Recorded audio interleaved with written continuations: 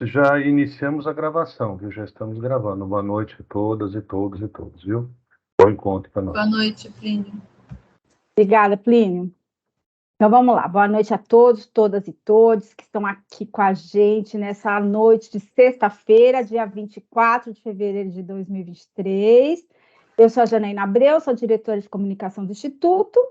E primeiro eu já quero agradecer a participação de vocês, que é nessa noite que é muito especial, né? Porque é noite de lançamento, é noite da gente estar reunido para lançar mais uma publicação pelo Instituto Paulo Freire, que é o e-book Paulo Freire em Tempos de Fake News, edição 2022, né?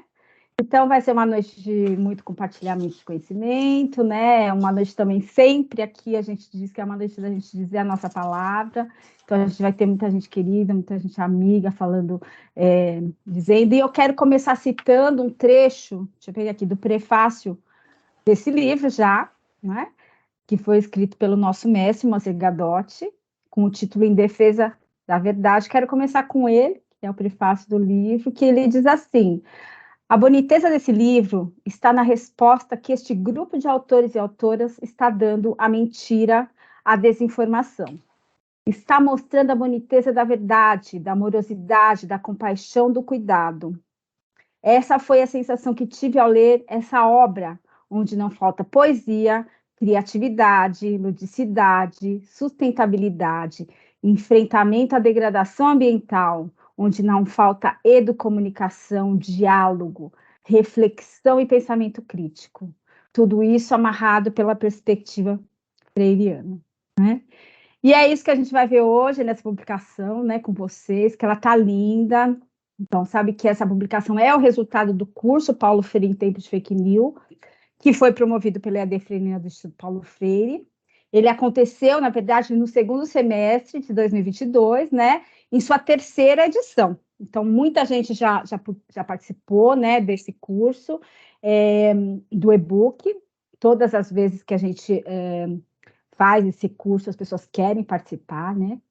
E já a gente vai colocar aí no chat o link para que todos e todas possam fazer download e também compartilhar com outras pessoas, né? E como eu disse, a gente vai ter alguns dos autores, né? Na verdade, esse e-book tem 13 artigos, 13 autores e autoras. Se o Plínio puder colocar aqui na tela, a gente já quer mostrar logo o nome de todo mundo, a capa, o nome de todo mundo, os artigos, e citar cada um, né? Somos 13, olha lá. Senão não consigo nem ler. A live hoje, esse é um detalhe da capa, feita pelo Danton, que vai falar com a gente hoje. Plínio, passo. E aqui estão os autores e autoras. Então, a Aretusa César Santos, a Cátia Luzia Oliveira da Silva, a Cláudia Hertz de Moraes, a Danila Ribeiro Gomes, a Delma Lúcia de Mesquita, Helenice Ferreira, o Juan Inácio Gonzalez Maciotti, Leonardo Alves da Silva, Luciana da Silva Torturello de Carvalho, Maria Cristina Simeone, a Milene Matos, não sei como fala, Scholler, depois ela vai ver se é assim mesmo. Ela está aqui com a gente, o Reginaldo Dalla Justine e a Tarsila Tonsig Garcia Teijeiro. São esses os autores e autoras.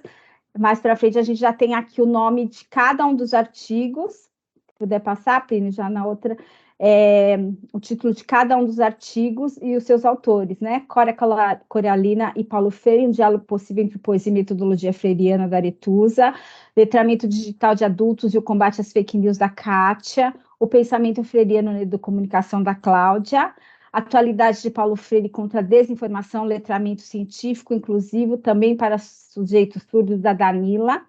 A Danila, não sei se está aqui, não entrou. Contra o autoritarismo, educação freiriana em oposição à militarização da escola pública no Brasil, da Delma. Brasil sim, Paulo Freire não, a desfaçatez das fake news, de Helenice Ferreira. Mega Mineria e Fake News, uma leitura freiriana, Delcio Butazo, Rua vai falar sobre isso para a gente. Próxima. Pensamento freiriano e a perspectiva crítico-superadora, aproximações possíveis, do Leonardo Alves da Silva, Paulo Freire, Educação do Século XXI, Diálogo, Reflexão e Dever de Esperançar, da Luciana Torturello, Criatividade, de Cidade na luta contra as fake news sobre o pensamento de Paulo Freire, da Maria Cristina Simeone, Água como temática problematizadora das questões socioambientais em uma escola do campo, uma perspectiva para aprendizagem significativa crítica, da Milene, Combate às fake news, iniciativas do curso promovido pela EAD Ferina 2022, do Reginaldo, e contribuições do ensino de história e combate às fake news, da Tarsila. Né? Mas também, como eu disse, não é só, né, de autores e autoras que essa publicação existe, então a gente já quer agradecer, registrar também aqui a participação do nosso conselho editorial, né, e também do Danton, que foi quem fez o projeto, a diagramação dessa publicação, está aqui com a gente, vai falar depois um pouco sobre esse belo trabalho. E também agradeço ao Plínio, ao Bernardo, todo o pessoal da técnica que está aqui com a gente sempre, né? Além dos diretores, os outros diretores, a Ângela Bizantunes, o Moacir Gadotti.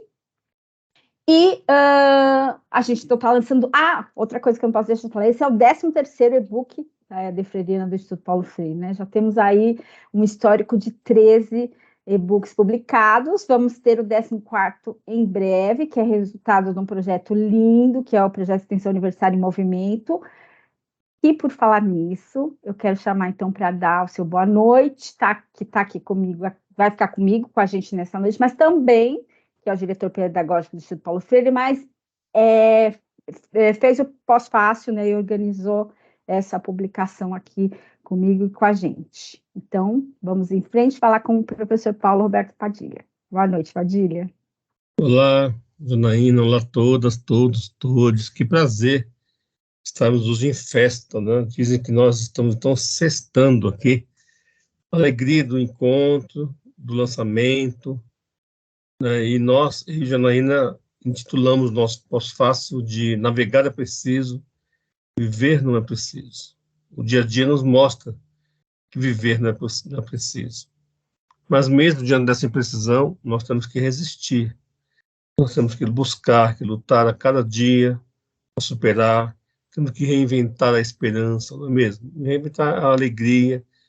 E cada encontro que a gente faz aqui com vocês, no lançamento deste livro, desse e-book, está belíssimo, porque acabou sendo um e-book quase que um livro, né? Um livro-book, porque vai ser muito fácil, de repente, imprimir esse livro, tê-lo na mão, com os artigos, ficou enxuto, ficou denso, ficou gostoso de ler, e, assim, realmente a qualidade dos artigos, como a gente sempre preza, né? Está muito boa, está bastante profunda, eu diria. Então, para nós, é uma alegria a gente poder comemorar, a gente sonhar e realizar. Da mesma forma que eu queria comentar, os 13 artigos, pessoal, né, vocês já estão em contato aí, vocês vão ter depois contato com eles, eles denunciam o que tem ocorrido em termos das fake news ainda hoje, né? E não só isso, mais importante que denunciar para Paulo Freire é anunciar. Então, eu estou muito curioso para escutar, porque ler é um prazer, é uma coisa. Porém, escutar o autor, conhecer pessoalmente, ver o rosto, né? Claro que já nos conhecemos de outros momentos, mas nesse momento de festa, e vários autores que estão aqui conosco hoje, já lançando os trabalhos, já lançaram outros artigos em outros e-books, em outros cursos. Então, a gente quer seguir juntos. A gente tem outros exemplos, sabe, pessoal, de autoras e autores de e-books, pessoas que frequentaram conosco o curso aqui e que agora participam de outros projetos, né, como nossos docentes, né, professores. É o caso, só para dar um exemplo, da querida nossa Fabiola Andrade, né, lá do norte do país, de Tocantins, né, e é o FTN, Universidade Federal do Norte do Tocantins. E é um prazer ver esse crescimento. Então, eu vejo esse crescimento em quem eu já conhecia, eu vejo a alegria em quem foi pela primeira vez que produziu, e também o prazer de ver Danton, né, realizando uma capa tão especial, tão cuidadosa, a primeira vez que ele está conosco produzindo material, né, e não poderia ser melhor. Então, eu agradeço a vocês todas e todos que aceitaram o desafio. é um tema muito importante e os anúncios que vocês fizeram precisam ser conhecidos. Então, muito obrigado a vocês também, autoras e autores, que toparam estar aqui conosco hoje.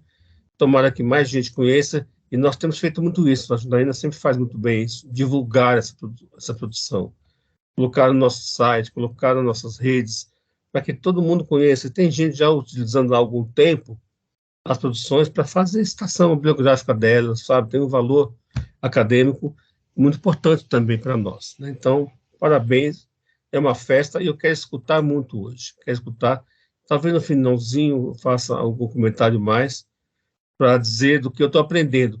E finalizo assim, o Paulo Freire, gente, escreve e fala sempre, né, que na vida a gente aprende muito mais e é mais importante falar e aprender do que ensinar. Eu só posso ensinar se eu aprendo. E para aprender, eu tenho que estar aberto a aprender. Nem todo mundo é assim, infelizmente.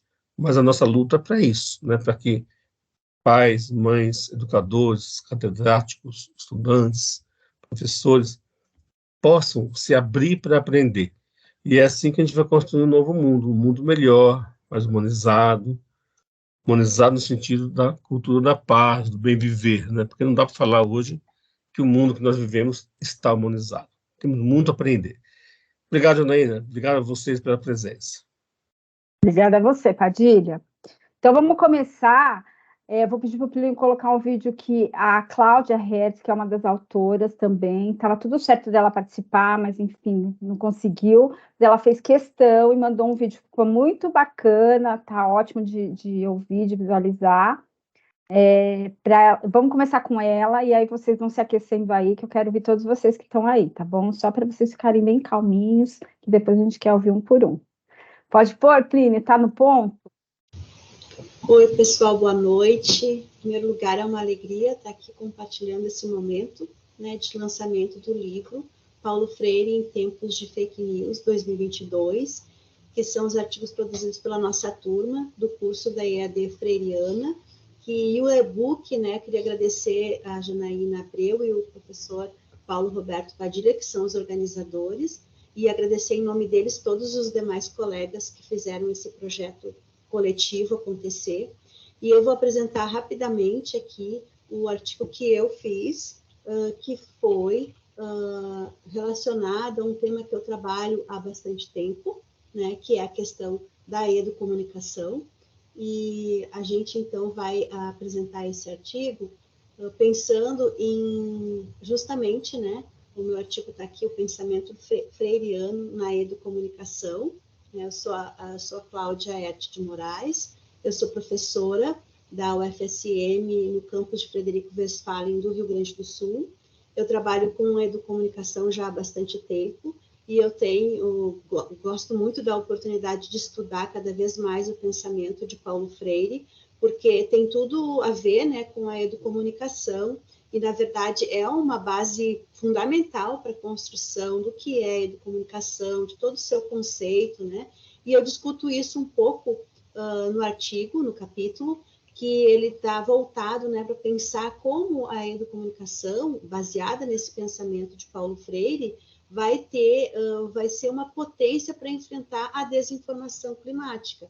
Ou seja, de que forma a gente pode olhar para a educomunicação e para o pensamento de Paulo Freire e perceber de que a gente não vai receber as coisas prontas, né? Por exemplo, dos meios de comunicação de massa, dos meios de comunicação tradicionais e até mesmo se a gente ficar numa bolha, né, de rede social. Então, primeiramente, assim, no texto a gente traz uma abordagem, né, claro, teórica, trazendo os elementos que a gente estudou também no curso aqui da EAD Freiriana, e a gente faz uma introdução ali tratando justamente de que momento a gente está vivendo hoje, né? A gente está inspirado, inclusive, na ecopedagogia, né, de Moacir Gadotti, também, do Instituto Paulo Freire, e também nas aulas da EAD Freiriana de 2022. A gente vai responder essa ideia no capítulo, né, sobre como a educomunicação, a partir desse pensamento de Paulo Freire, pode potencializar esse combate à desinformação. E o nosso foco também, porque a desinformação climática ou a desinformação como um todo é muito ampla, a gente fez um foco na questão dos indígenas, né? Ainda antes de tudo que foi revelado agora em 2023 em relação ao povo Yanomami, a gente trabalhava já alguma questão do marco temporal. Então, nesse artigo, a gente vai trabalhar sobre o retrocesso que a gente teve, né, nos anos, principalmente, né, nos anos de 2019 a 2022, e com questões, né, informações sobre o desmatamento, como os dados do desmatamento são trazidos e por que isso tem relação com a mudança climática, a questão da pandemia e como, durante a pandemia, os povos indígenas tiveram os seus direitos afetados, né? Então, toda essa parte contextual a gente vai trazendo e vai aproximando aos poucos dessa questão dos desafios de estabelecer e fortalecer, então, os espaços de comunicação e de educação ambiental e, mais propriamente, da educomunicação, baseado justamente no que Paulo Freire tratava, né? Sobre como a gente pode trazer esse espaço de reeducar o homem e a mulher para um novo momento, para um novo tempo.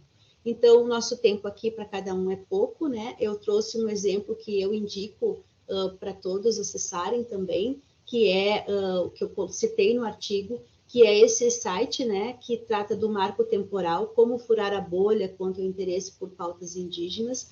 Foi publicado esse texto em 8 de junho de 2022, e é um texto de indígenas, né, tratando justamente do que é essa tese do marco temporal, que vai retirar direitos indígenas, né, e o que eu acho bem interessante é justamente que eles trabalham a questão da comunicação, como que cada pessoa, e principalmente cada indígena, cada povo indígena no Brasil, deve trabalhar para ter, né, o direito à comunicação. E aqui eles fazem, então, a formação, né, de coletivos de comunicação indígenas. E aí, nesse texto, eu trabalho um pouco sobre essa questão da desinformação e pelo direito, né, à comunicação. Para finalizar, então, mais uma vez, eu gostaria de agradecer a oportunidade de fazer parte do e-book e falar justamente do que a educomunicação coloca, né? A gente precisa ter o protagonismo, né, de pessoas que fazem a comunicação a partir do seu olhar, da sua visão de mundo, do seu território, e é isso que eu trago nesse texto. Uma boa noite a todos e todas, foi um prazer estar aqui com vocês hoje. Um abraço e boa leitura do nosso e-book. Tchau, tchau. Cláudia, então fica um beijo, muito obrigada. Adoramos a sua participação. Enquanto isso, já chegou mais algumas pessoas, estou vendo aqui. E aí a gente continua com quem está aqui com a gente. Vou chamar agora, deixa eu ver, pelo meu roteiro. Vou chamar a nossa querida Helenice Ferreira, que tem um artigo intitulado Brasil Sim, Paulo Freire Não, a desfaçatez das fake news. Ela que é escritora, que é professora, que é poeta, que é crocheteira agora, né? Trabalha na rede municipal de Duque de Caxias do Rio. E aí ela vem contar aqui para a gente um pouco desse artigo. E aí trocou de roupa, tá com uma camiseta maravilhosa da representatividade. Sim, conta pra gente. Olha que coisa linda. Boa noite a todas, a todos, a todos. A camiseta é uma menção à posse mais linda que eu já vi e talvez seja a mais linda de todas que eu possa ver a minha vida fora. A representatividade me emocionava a ponto de eu não conseguir enxergar. Tamanho eram as lágrimas, brotavam e não paravam. E quando Ivan Barão entra de muleta, eu que assumo a muleta há 2 anos, eu tenho uma deficiência, mas eu só uso muleta há 2 anos. Eu vejo o Barão subindo e eu digo, tô lá, tô subindo junto aquela rampa. E quando eu tentava segurar as lágrimas para conseguir enxergar, a Janja pega a cachorrinha. Eu também sou auxiliar de veterinário, então quando aquele cachorro entrou, eu falei, não falta mais nada, porque nela estão todos os seres do reino animal, ditos não racionais, e o próprio vento representava, então, a nossa fauna, a nosso ar, as nossas lágrimas eram os rios e mares, né? Então, eu falei, eu tenho que mostrar essa camiseta, é de uma empresa pequena chamada Necas Pitibiriba, que eu encontrei no Instagram. Então, hoje a gente entende que as mídias, elas são o bem e o mal. Assim como a gente viu estourarem as fake news, a gente também vê muitas empresas, muitas pequenas empresas, pessoas, artesãos, artesãs, que hoje vendem sua arte, mas partindo de uma concepção de vida, uma concepção política de vida, porque toda concepção de vida é política, né? E não político-partidária. Bom, a minha experiência com o Instituto Paulo Freire é algo do campo da magia, eu posso dizer assim. Eu tinha muito cuidado para falar no ambiente de academia. Embora eu já tivesse feito palestras, eu sempre me sentia escritora convidada. Eu nunca me sentia participante da academia, porque eu também acreditava numa fake news de que o meu texto era só literário. E devagarinho, eu fui tendo o desejo de voltar à academia. Eu terminei a especialização em arte-terapia em 2004 e só volto à academia para fazer mestrado em 2017, então foi muito tempo fora desse espaço, embora, como eu já disse, visitando, mas fora desse espaço, né? Eu fui me permitindo escrever do meu jeito, digamos assim. Escrever sem abolir palavras, usando algumas exclamações, mas perdi o excesso de reticências, é um lucro. E quando eu encontro o Instituto Paulo Freire, foi através de um curso, e eu escuto o professor Paulo Padilha tocando violão, e digo, peraí, o que é isso aí mesmo, hein? E o Brandão, poeta, eu falei, ué? E fui, então, me reintegrando a esse espaço de escritas que vão dar a mão a outras escritas, a outras colegas, para que elas também acreditem nas suas experiências e no quanto as suas experiências escritas no formato de artigo têm, assim, uma deferência maior nesse espaço, mas também vai minando uma boa lagoa, porque as academias, às vezes, são rígidas ao ponto de nos fazer, nos tornar constrangidas, nós, professoras do primeiro segmento, sobretudo. Eu ouso dizer que essa é, então, a primeira fake news que eu fui abolindo a partir do encontro com o Instituto Paulo Freire, a partir do encontro com cada um. Eu já contei numa outra live, com o meu primeiro momento, quando eu cheguei nesse espaço, que eu descubro que a biblioteca de Paulo Freire é no subsolo, né? Eu penso, faz todo sentido ser no subsolo, porque é onde ficam as raízes, é onde o que há de mais forte, como os baobás ou as nossas amendoeiras, se nutrem. Então, o Instituto Paulo Freire, a biblioteca Paulo Freire, acho que está fazendo um delay, não é, Plínio? Tudo bem? Mas está dando para ouvir, apesar do delay? Tá. Então, eu fui me alimentando, como eu dizia, e o meu texto de mestrado, a minha pesquisa inicialmente era para contar a história de 3 professoras promotoras de leitura, de literatura aqui em Duque de Caxias. Mas não foi possível, porque o meu tempo para pesquisa de campo foi se extinguindo, e eu, então, me lembrei, entrando agora já nessa feitura do artigo, eu me lembrei em 2015 que eu tinha o desejo de aproximar a escrita de Paulo Freire do poeta mineiro Bartolomeu Campos de Queiroz, a quem eu conheci através desse livro chamado Indês, através, na verdade, de um outro chamado Coração Não Toma Sol. E esse poeta me fazia refletir profundamente na minha prática, sobre a minha prática pedagógica.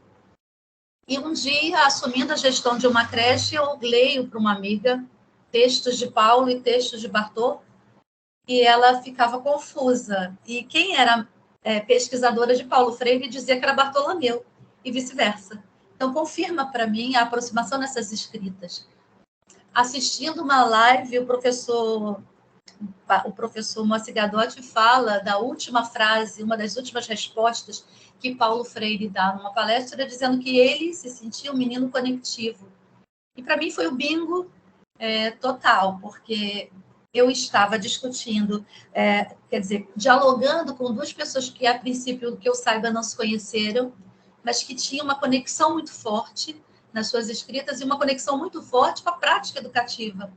Fosse ela com a densidade da teoria ou com a suavidade da poesia, ou vice-versa, porque muitas poesias nos deixam tensas, né? A gente pode citar vários poetas que, ao ler, a gente fica absolutamente imersa nessa prática de sala de aula restritiva, muitas vezes tolhidora mesmo da criança, do adulto, do jovem.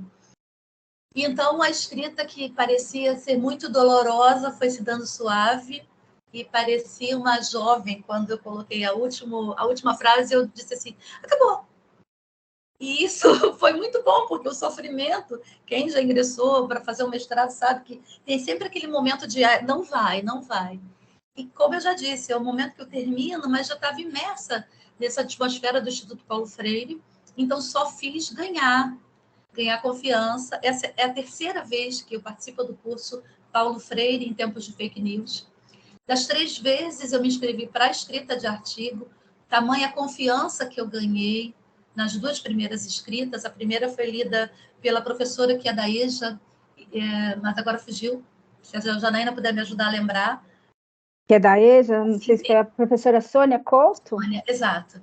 E a segunda, a primeira correção foi do Paulo Padilha, a segunda do Sônia Couto, e era uma correção dialógica, despida daquele processo de tolimento do meu fazer, que é muito poético, sim, a minha prosa é uma prosa poética, né? A minha escrita. E aí, quando eu, no período da pandemia, desisto de escrever o artigo, a Jean manda um e-mail dizendo, olha, gente, quem não escreveu ainda, dá tempo. E eu ousei, apesar de toda essa atmosfera, fazer um artigo mais rigoroso, mais despido de quem eu sou. Resultado, não foi publicado porque eu mesma desisti. No meio do caminho, eu disse, não está nem com a minha cara, acho que eu não consigo nem prosseguir. E disse ela, olha, não vou continuar. Dessa vez, a terceira vez que eu assisto ao curso, e ouço e leio, embora eu não tenha feito nenhuma participação no fórum, é um exercício também não participar do fórum, mas eu falei, não, eu não vou, eu quero ler, mas quero ficar nessa plateia um pouco, acompanhando as colegas, os colegas. Eu observo que, mais uma vez, dava para eu juntar esses 2 autores. E agora, nessa casa freiriana por excelência. E foi como eu decidi fazer. E tomei a faixa Paulo Freire, Brasil sim, Paulo Freire não, como caminho, porque, de fato, a primeira coisa, quando eu tive esse pensamento, foi, mas que desfaçatez, que ironia, que de mau gosto. Mas, por outro lado, é verdade, porque o Brasil, que a camada brasileira que deseja de uma maneira bem rígida, bem rigorosa, bem uniforme, não tem nada a ver com o que nós acreditamos, com o que Paulo Freire acreditava, com o que Bartolomeu acreditava. Então, de fato, para esse Brasil que eles querem, é não para Paulo Freire. Porque não é isso, não era nada disso que ele semeava, não era nada disso que ele nos fazia sentir. E aí eu quero deixar, eu não vou fazer nenhuma menção pontual ao artigo para deixar o gostinho da curiosidade, porque aí vocês vão baixar o e-book. A gente já andou conversando sobre a possibilidade até de fazer esse livro, que já ficou pequeno, esse livro em papel, quem sabe aí no Instituto, a gente, ao vivo, há 2 anos que eu não posso sair daqui para ir aí, então seria um bom momento. Mas tem um finalzinho, quando eu chamo de Era Silencioso o Amor, a conclusão do meu artigo, que eu também coloco como subtítulo Por uma Conclusão Esperançante. Sem ler, mas falando sobre, é um momento em que eu também sinto alguém que eu conheci através de vocês, que foi a Margarida Maria, quando o professor Paulo dizia, medo nós tem, mas não usa. Quando a gente começa a conhecer as pessoas e fazer outros tipos de laços, a experiência de aprendizagem ela vem, inclusive, por esses outros caminhos. Eu conheci essa frase, portanto, a Margarida, através do Instagram da filha do professor Paulo e a conversa entre eles. E aí eu fui lá na curiosidade de saber quem era. É uma mulher magnífica que cria a Marcha das Margaridas. E nesse final, na conclusão do meu artigo, e é importante que eu diga que eu coloco todo o artigo no feminino. Foi algo que eu também fiz na minha dissertação, que está no arquivo do Instituto Paulo Freire, então, se acessarem o meu nome, vocês vão encontrar. Eu faço isso como uma dívida histórica, moral, afetiva a todas as minhas ancestrais, as nossas ancestrais. O tempo inteiro nós fomos lidos como eles, todos, e aí eu resolvo colocar tudo no feminino, por isso que quando, inclusive, eu cumprimento, eu digo boa noite a todas, todes e todos, porque o masculino sempre esteve primeiro. E o não binário ele está chegando agora com força e é preciso marcá-lo, mas não antes das mulheres, que vêm nessa sobrecarga. Enquanto mulher, no meu lugar de fala, eu preciso marcar esse meu espaço para dizer, olha, o todos vai ser, mas deixa a gente entrar nessa escada também, porque há muito tempo de sufocamento. E aí a Margarida me lembra Marielle. Marielle morre assassinada no momento em que eu escrevia o primeiro artigo para o mestrado. Aquele baque fez com que ela também entrasse no texto, e nessa conclusão eu coloco que a valorização que a gente aprende a partir dessa partilha que os cursos da EAD freiriana permitem que aconteça, porque poderia também ser cursos engessados, mas isso não acontece, cada um vai trazendo de uma maneira suave e a gente se sente abraçado, seja as professoras e professores de faculdades, os doutores ou nós que somos da base. Eu cursei o mestrado, mas a minha base é creche, é o primeiro segmento da educação básica. Quando, então, esse laço é feito, e eu me lembro de Margarida e eu me lembro de Marielle, elas vêm para me lembrar que o Brasil que diz sim a Paulo Freire é o Brasil que também diz sim para as lavadeiras, para as campesinas, para as professoras de creche, para os metalúrgicos, que eu coloco metalúrgicas, mas, obviamente, eu estava fazendo menção ao atual presidente, sim, porque com todas as críticas pertinentes que não são pautadas agora, porque não é o espaço, é alguém que pensa nesse coletivo, na minoria, no faminto, seja ele de culturas, seja ele de alimentos. Esse laço, Paulo Freire faz acordar no mais enrijecedor do nosso corpo. A gente acorda para isso, fica muito mais sensível. Para concluir, eu quero deixar uma fala de um meu aluno de 8 anos hoje, que diante de um mosaico, nós trabalhávamos mosaico em artes, para cada cor de tinta era preciso fazer um cálculo, porque as cores eram referendadas na legenda pelo resultado.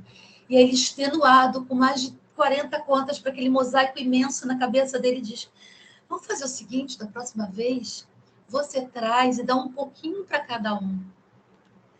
E ouvi-lo me faz pensar no quanto, nesse momento, a gente está se dando um pouquinho para cada um, sem esquentar o ânimo, porque isso já aconteceu conosco, sem mergulharmos numa ansiedade destrutiva que nos leva à depressão, mas num encontro colaborativo, que nos faz só nos transformar cada vez mais em sorriso, apertar não para matar, mas para enlaçar as nossas experiências, as nossas comunicações e, por que não dizer, a nossa afetividade. Nesse Brasil, é Paulo Freire, sim. Do contrário, nem existe Brasil. Agradeço pela escuta e pelo convite. Muito bom, Helenice, ouvir você. A gente aprende sempre com você, com essa mulher linda, guerreira que você é. Obrigada, viu? Uma honra ter você nesse e-book. Gente, emociona mesmo. Vamos lá, já ver aqui no meu roteiro, que eu vou chamar agora. Vamos chamar um companheiro de longe, internacional, mas que está com a gente o tempo inteiro, o Juan Inácio Gonzalez, que traz um artigo que é maravilhoso, Mega Mineria e Fake News, uma leitura freiriana do Chubutazo, que vai explicar para a gente o que é isso, né? E ele também é professor, ele é mestre em mudanças climáticas pela Universidade Europeia do Atlântico, na Espanha, doutor em ensino das ciências e exatas naturais da Universidade Nacional na Argentina. Enfim, vocês precisam conhecer essa pessoa querida, que é o Juan, e que traz esse artigo importante para a gente. Vamos lá, meu querido? Boa noite do sul da Argentina. É muito difícil a tarefa da fazer uma apresentação depois da belíssima apresentação da Helenice, fortíssimo mensagem dela. Obrigado, Helenice. Eu tenho uma apresentação, algumas telas, eu tentarei compartilhar com vocês. Vocês olham? Sim, estamos vendo, está ótimo. Obrigado. Para mim é uma grande honra e orgulho fazer parte deste belo e-book que hoje tem lançamento. Quero expressar a minha gratidão a toda a equipe do Instituto Paulo Freire por criar espaços para o verdadeiro diálogo freiriano, como é o curso Paulo Freire em tempos de fake news, do qual nasceu este e-book. Minha gratidão a Janaína Abreu, Sam, para nós, que nos acompanhou durante todo esse lindo processo de ensino e aprendizagem. Minha gratidão a cada professor ao longo das 16 videoaulas, onde em cada uma delas pudemos refletir sobre a validade do pensamento e utopia de Paulo Freire nestes tempos, onde as fake news estão ao serviço dos poderosos para reforçar a opressão do povo. Minha gratidão ao professor Paulo Padilha por suas generosas devolutivas às versões preliminares do meu artigo. E se vocês permitem, eu quero fazer também agradecimento, comunicar a minha gratidão à professora Alejandra Carvalho. Ela está agora entre nós, é uma como invitada nesta apresentação. Ela é uma pessoa muito especial para mim, porque com ela, há 20 anos, eu tive a possibilidade de conhecer a pessoa do Paulo Freire.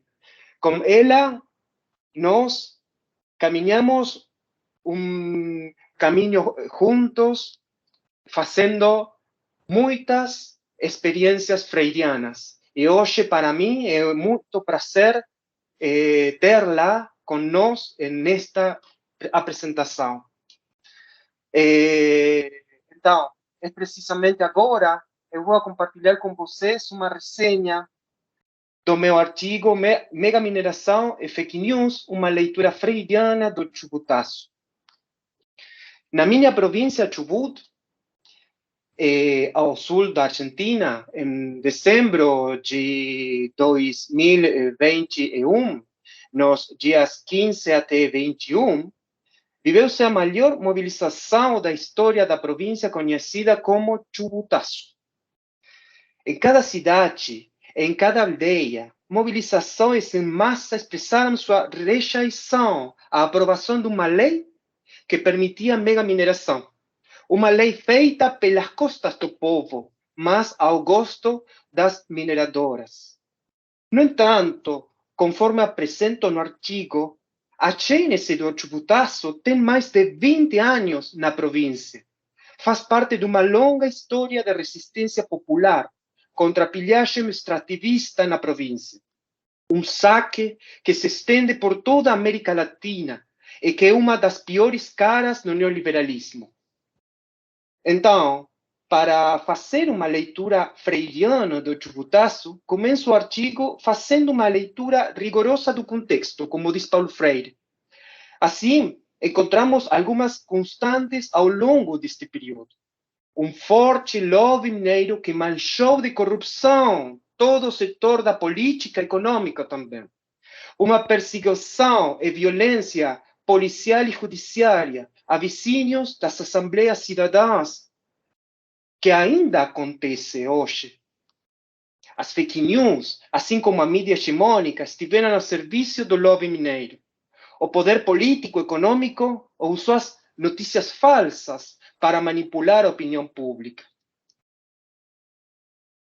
Neste contexto, embora o poder não quis, a organização da resistência popular e de luta contra a mega mineração cresceu e se fortaleceu ao longo do tempo, mantendo a horizontalidade e a pluralidade nas tomadas de decisões e autogestão das diferentes ações desenvolvidas. Em cada comunidade nasceu uma assembleia e todas juntas formaram a UACH, União de Assembleias Cidadãs de Chubut. A luta contra as fake news gerou uma prática educativa alternativa, onde as assembleias cidadãs tiveram papel fundamental. Como aponta Ismar Soares, em uma das bioaulas, a educomunicação nasceu como uma forma de comunicação alternativa à comunicação de massa, onde grupos sociais marginalizados ou silenciados pela mídia hegemônica passam a produzir novos saberes, integrando educação, comunicação e ação popular. As práticas de educomunicação implicaram um trabalho social autogerido e sustentado ao longo do tempo, que incluiu múltiplas práticas de educação popular, mobilizações, assembleias públicas, clubes culturais, pintura de murais, expressões musicais, eventos online, divulgação em redes sociais, produção e distribuição de materiais informativos feitos pelos próprios vizinhos. A regra era simples: vizinho educa vizinho. As atividades foram sempre abertas, reunindo famílias e pessoas de todas as idades e de todos os setores da sociedade civil. Da mesma forma, foram estabelecidas redes de educomunicação com outras assembleias da Argentina, da América Latina e do Canadá. Fazendo uma leitura freiriana do Chubutazo, eu acho uma tensão dialética entre a denúncia e o anúncio. Denunciam-se os grandes impactos socioambientais que a megamineração acarreta nos territórios. Somam-se vozes de outras partes da Argentina, Jáchal, Andalgalá, Jujuy, e do mundo também, a Guatemala, o Canadá, onde esses impactos já são inegáveis. Brasil mesmo também. É denunciada a imposição de uma atividade completamente alheia à cultura local, que reforça o colonialismo, a submissão do povo ao poder econômico do capital transnacional, que acaba levando à alienação e à desumanização, reforçando a opressão, como diz Paulo Freire. A retirada do Estado é denunciada nos lugares onde querem viabilizar a megamineração e o consequente abandono de suas comunidades para dar lugar a esmolas como a ferramenta mais perversa do lobby mineiro no território. Anuncia-se que existem alternativas à megamineração no território, que valorizam o conhecimento local e permitem a criação de redes de trabalho comunitário sustentável. É anunciada a decisão irrevogável de intervir na construção de um futuro melhor para os que habitam a província de Chubut. Para Paulo Freire, a tomada da consciência implica uma reflexão crítica sobre a realidade e, ao mesmo tempo, o anúncio de uma outra realidade possível, que torna essencial a ação transformadora para a concretização do anúncio. Uma ação onde o diálogo, como o princípio educativo, e a construção coletiva do conhecimento são eixos fundamentais. Então, eu acho ter gerado o desejo de ler o meu artigo e o e-book inteiro. Muito obrigado, boa leitura e vamos continuar a luta por um mundo mais justo. Obrigado. Muito obrigada. Sua apresentação também ótima. Eu já coloquei aqui no chat o link para quem quiser baixar o e-book. Então, já pode ler aí o artigo da Lenice, da Claudinha e do Juan, tá? E a gente vai seguindo aqui e vocês vão conhecendo um pouco mais desse conteúdo incrível do e-book. Temos 13 artigos, né? Foram 13 autores, e esse é o 13º e-book que a gente lança, mas também essa arte bonita, né, que a gente tem essa capa, esse projeto gráfico, tudo isso tem aí um estudo, né, é uma arte que vem, desta vez, pelas mãos de um artista, um cartunista, um convidado que aceitou, né, o nosso convite para fazer, então, esse projeto gráfico, essa diagramação e esse e-book visualmente lindo. E aí eu quero convidar o Danton para falar com a gente, contar um pouco desse processo de criação, como foi, porque não é só a mão na massa, mas ali tem todo um processo, a gente conversou durante, né, tempo todo, e achei interessantíssimo o processo de criação dele, por isso também chamei para falar, e queria ver se o Plínio consegue mostrar, não sei se o Plínio conseguiu baixar, mas tem um trabalho que a gente conheceu o Danton por conta disso, né? Ele fez uma charge linda, uma caricatura linda de Paulo Freire, e eu logo comecei a conversar com ele, e ele cedeu para a gente, né, essa imagem, e nós fizemos o modelo Moleskine, com essa caricatura, uma capa bonita, a cadernetinha capa dura, enfim, ficou um trabalho lindo, e a gente tem vendido esse material, e a renda é revertida para a manutenção do Centro de Referência Paulo Freire, né, que fica no Instituto. Olha aí que coisa linda. Não está lindo isso? E ele cedeu para a gente gratuitamente, e, enfim, a gente tem produzido, depois também eu deixo aqui o contato, quem quiser adquirir, a gente tem lá no Instituto. Linda, eu tenho a minha aqui, não me separo mais. E aí, a gente continua essa amizade ao lado, Danton, a gente continua essa amizade e convidamos, então, ele para fazer esse projeto gráfico, esse e-book histórico sempre, né? Ele aceitou, e aí hoje ele vai contar um pouco para a gente como foi esse processo. Vamos lá, querido. Obrigada por você ter participado, vindo participar com a gente. Obrigado, Jean, pela apresentação. Fico honrado. Bom, minha relação com o Instituto, e mesmo com o professor Paulo Freire, assim, é muito lúdica, na verdade, né? Assim, a ideia do desenho nasceu do quanto eu estava incomodado de ver as pessoas, e às vezes até pessoas próximas, e na minha própria família tem educadores que falavam do Paulo Freire, falavam mal, assim. Eu acredito que sem nunca nem ter tido entrado em contato com Paulo Freire, né? E até ano passado eu fui numa palestra, compartilhei isso com a Jean, assim, que era um pastor evangélico defendendo Paulo Freire, assim, maravilhosa a palestra, é um cara que eu respeito muito, chama Ed Renekiewicz. E ele fala assim, quem fala mal do Paulo Freire ou tá mal intencionado ou não leu Paulo Freire, porque se você lê, e ele falava isso para um público de evangélicos, o que o Paulo Freire fala e compara com aquilo que tem, aí nele falando, óbvio, no universo da religião, né, no universo cristão, aquilo está tão alinhado que se alguém está falando mal, é porque está muito mal intencionado ou porque é muito ignorante, assim. E de alguma forma eu fiz aquele desenho, né, a caricatura do professor, muito incomodado com essa situação, assim, né? Eu posso ter um conhecimento superficial daquilo que o professor escreveu, mas assim, aquilo que eu li, aquilo que eu encontrei, sempre me tocou muito e fez muito sentido, assim. E aí eu fiz o desenho e eu acabei mandando para a Jean, falando, eu fiz esse desenho, caricatura, poxa, ela gostou, eu falei, então, poxa, fiquei com vocês, assim, é uma honra para mim poder ajudar a fazer um pouco de justiça, né?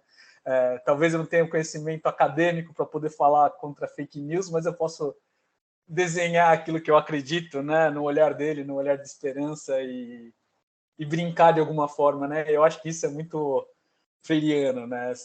Essa brincadeira, esse ludicismo, assim, mas com um sentido mais profundo por baixo.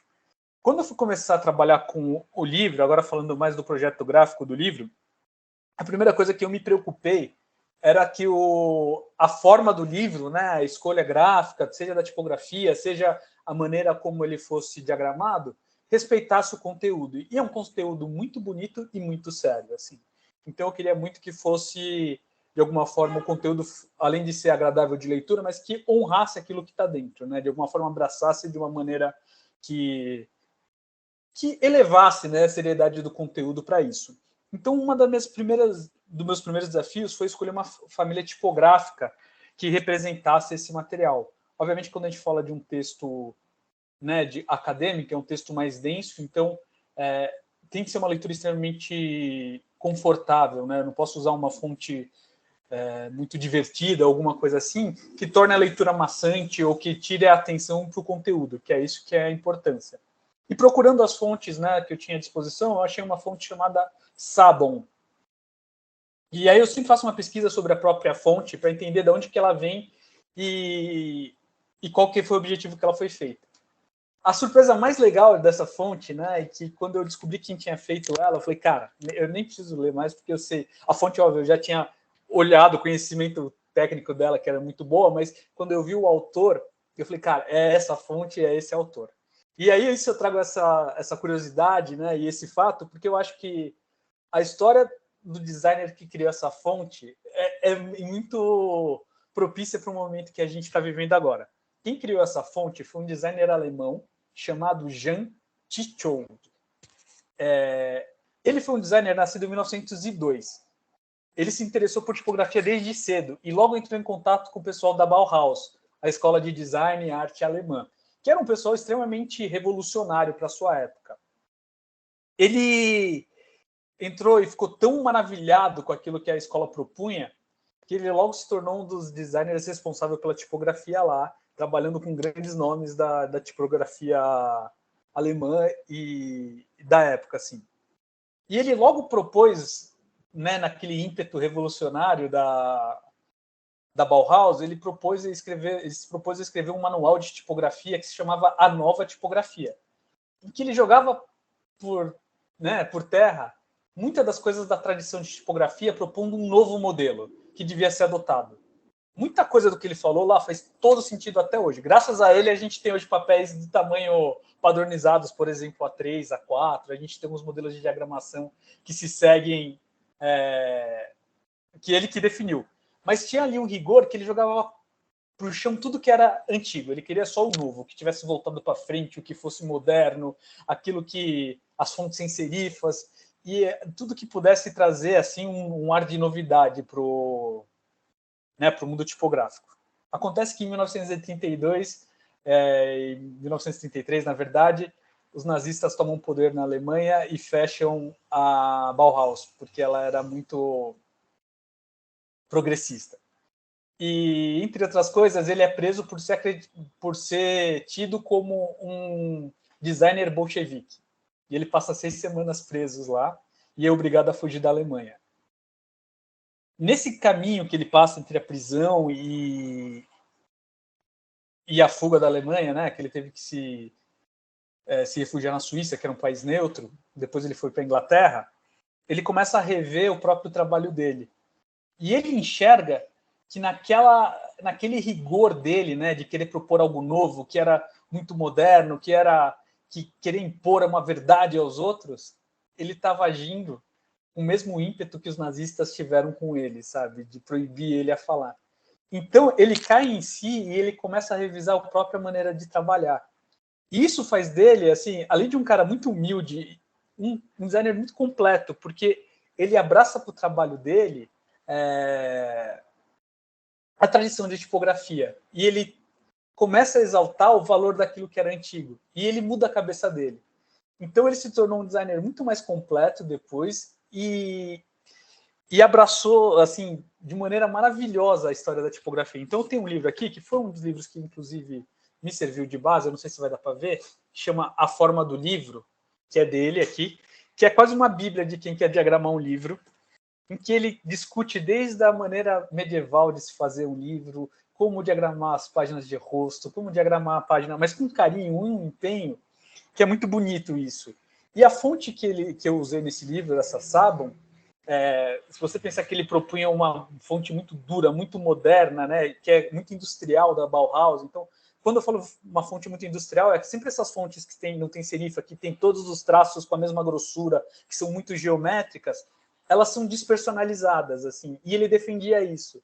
E a fonte que a gente usa nesse livro é exatamente o contrário, é uma fonte humanista, né, que se você olhar, quando a gente fala humanista, porque além dela ter sido baseada, obviamente, no trabalho dos grandes tipógrafos do século XVI, que era baseado exatamente naquele movimento humanista, né, do Renascimento, tudo, ela ainda traz a origem, ela traz a delicadeza do traço a pena. Então você vê que os traços têm horas que são mais grossos, mais simples, e além de tudo, é uma fonte que é extremamente legível, confortável e tradicional. Então ele soube pegar o melhor do que tinha lá no século XV e século XVI trazer para a realidade da impressão do século XX e nesse processo de mudança, né? Nesse processo de revisão da história dele, de flexibilização e de acolher aquilo que era diferente. Então, acho que quando eu descobri, né, que era esse o autor, eu falei, cara, tem que ser essa fonte, tem tudo a ver com a história do livro. E você também trouxe esse melhor para a gente nesse projeto, viu, Danton? Muito obrigada, ficou incrível, a gente adorou, só tem elogios para esse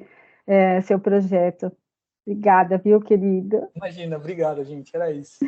Que bom ter você com a gente. Vamos continuar agora também ouvindo a Kátia. A Kátia está aí. Antes disso, vamos pedir para todo mundo que puder deixar suas câmeras abertas, que a gente vai registrando a imagem de vocês, fazendo as fotos, tá? Então, quem puder, deixa o microfone mutado, mas as câmeras abertas. É bem bacana. E aí, vamos chamar então agora a Kátia da Silva, que vem com um artigo que é Letramento Digital de Adultos e o Combate às Fake News. A Kátia, que é professora lá da Universidade Federal do Ceará, né? Tem também mestrado em Educação por essa universidade, e ela possui doutorado lá pela Universidade da Geórgia, nos Estados Unidos. Então, tem muito aí para contar. E é um projeto de extensão, né, Kátia? Fala aqui para a gente, depois a Fadília vai comentar, com certeza. Boa noite, estão me ouvindo direitinho? Sim. Que joia, gente, que festa bonita. Obrigada pelo convite. Boa noite, todos e todes. É uma satisfação muito grande estar com vocês hoje. Como eu estava falando com a Janaína, o professor Padilha, no início, a gente estava aqui esperando o pessoal chegar. É o 4º curso que eu faço, né, junto ao Instituto Paulo Freire. É o 3º e-book do qual participo, com muita satisfação, né?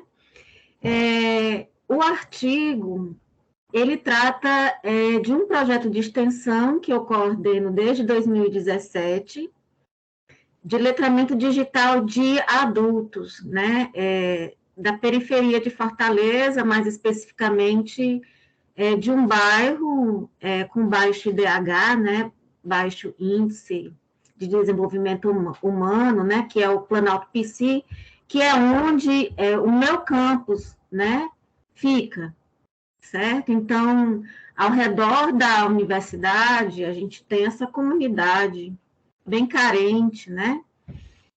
E, de certa forma, assim, o projeto nasceu de uma ideia de aproximação com essa comunidade, mas eu não foquei em pessoas adultas, né?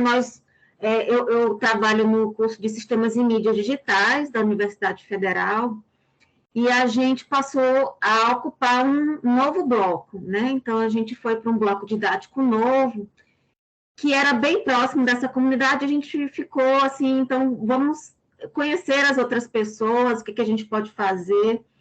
Então, eu criei esse curso de extensão para fazer essa aproximação com a comunidade, e eu pensei, no início, chamar jovens, né? Para participar de oficinas lá no nosso bloco didático, né, ter esse trânsito também. Quando nós fomos à comunidade, nós fomos recebidos por um grupo de mulheres artesãs, né, um grupo de costureiras, elas confeccionam bonecas de pano, que são vendidas em feiras promovidas pela Prefeitura de Fortaleza, e elas colocaram essa dificuldade de que elas às vezes até possuem, né, um celular, alguma coisa, mas não sabem usar, principalmente não sabiam usar para melhorar o trabalho, né, para vender as bonecas, expor as bonecas, né, colocar foto das bonecas nas redes sociais. Então, assim, nós começamos por elas e até hoje o projeto permanece com esse público, né.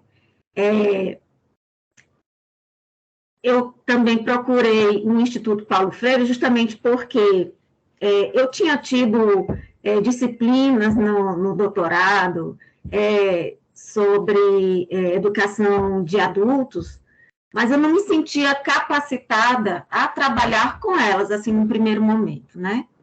É óbvio que a gente conhece, assim, alguns rudimentos, mas eu comecei a procurar cursos que tratasse justamente disso, né, de como trabalhar o letramento digital de pessoas adultas, e não encontrava nada, né?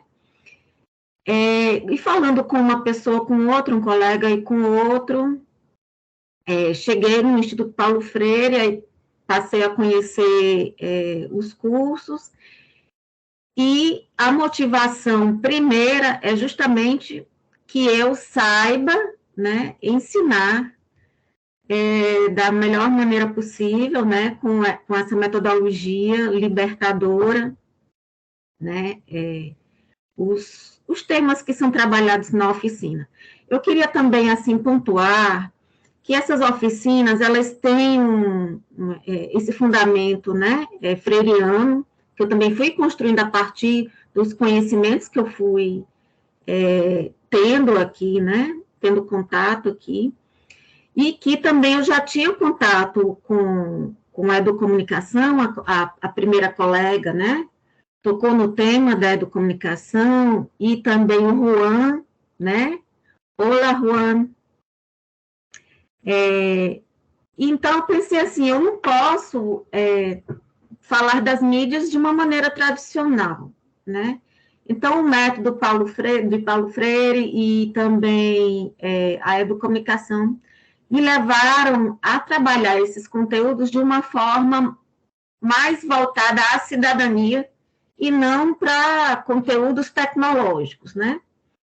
Então, por exemplo, esse artigo do qual, né, eu trato nesse e-book, é sobre uma oficina de combate às fake news que nós tivemos no ano passado, né, em 2022.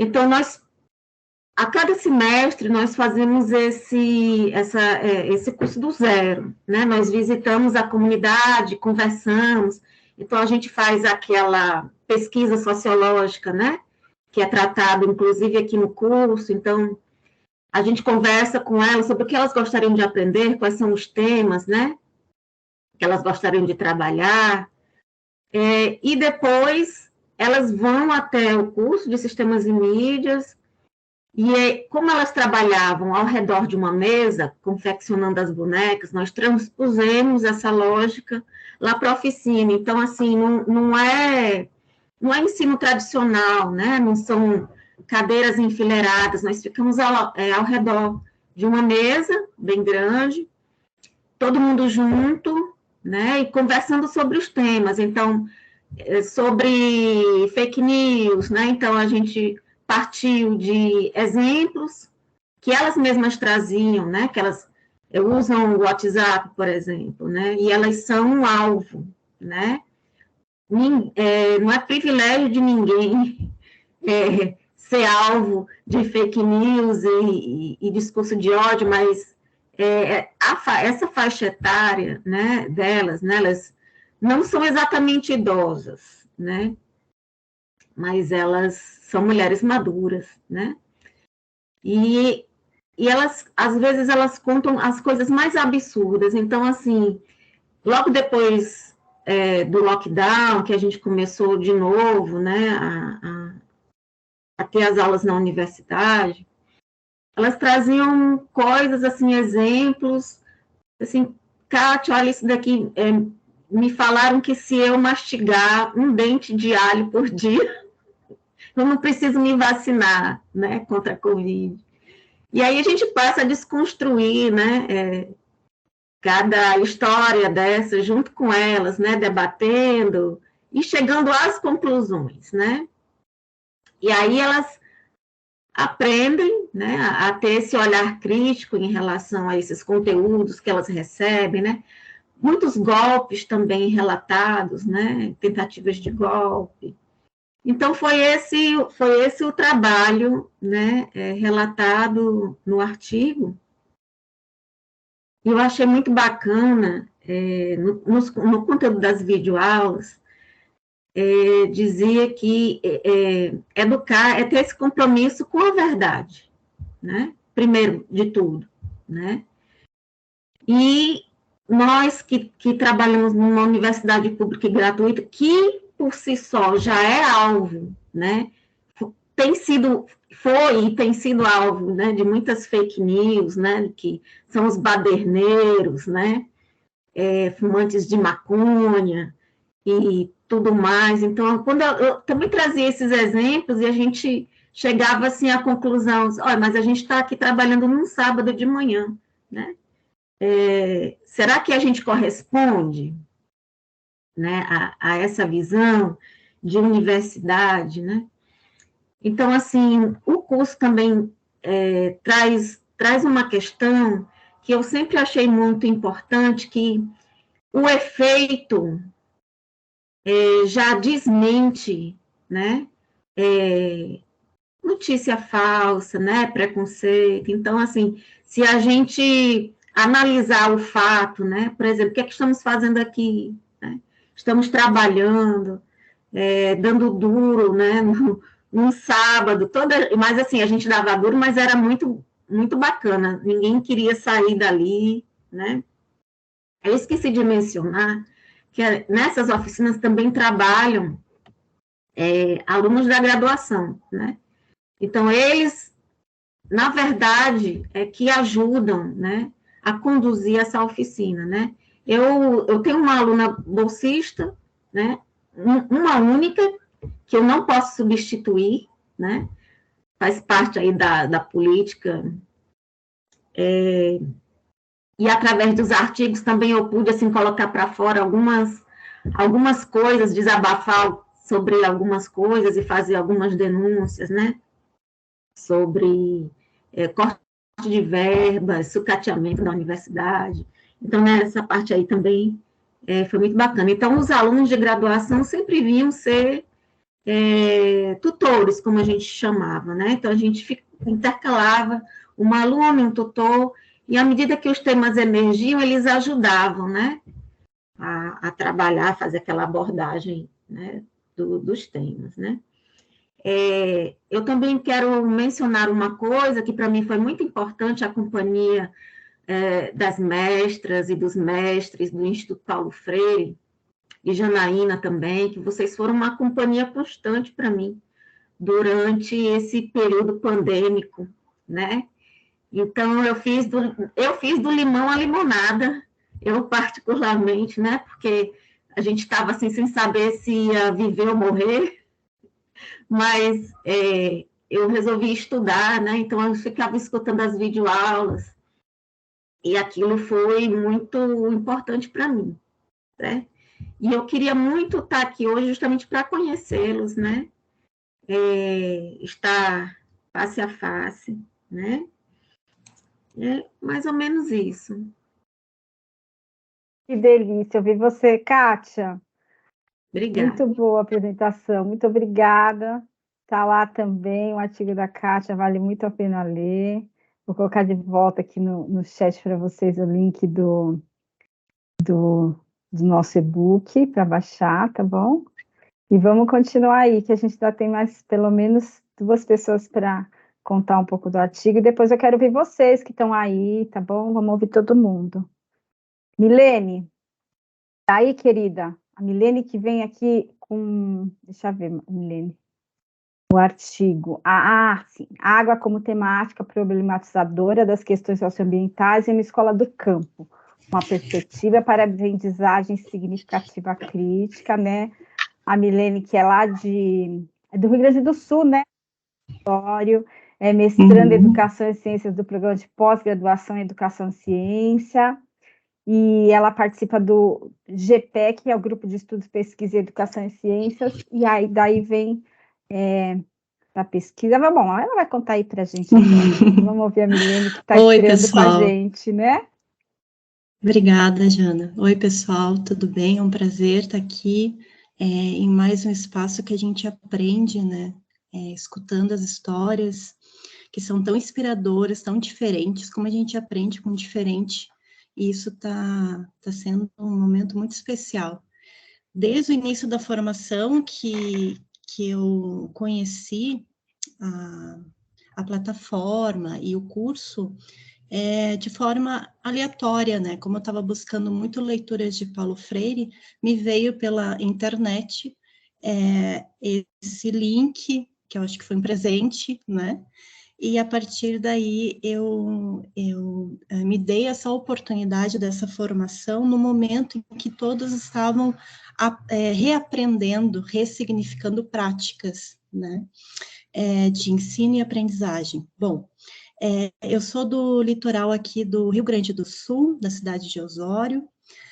O texto, ele foi construído, pensado, vivenciado, esse relato, em parceria com a minha orientadora, que ela não pôde estar aqui, mas ela acompanhou, ela divulgou, e com certeza depois ela vai escutar esse momento, né? A professora Karen Cavalcante Talceda. Então, essa experiência, ela foi uma prática e uma oportunidade para eu poder refletir sobre a minha prática docente, né, alinhada à minha pesquisa de mestrado.